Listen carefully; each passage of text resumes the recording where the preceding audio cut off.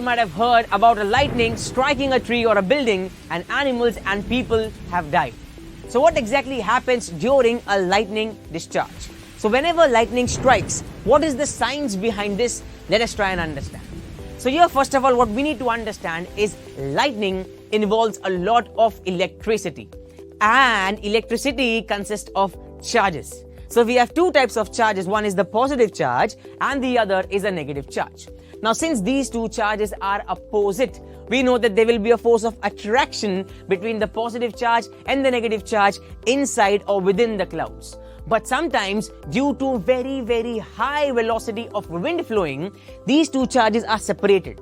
The negative charges seem to settle at the bottom and the positive charge seems to move up at the top. So here, due to the difference, sometimes what happens is there is a discharge of electricity within the cloud itself.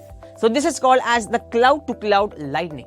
But also we know that sometimes the lightning occurs between the clouds and the ground.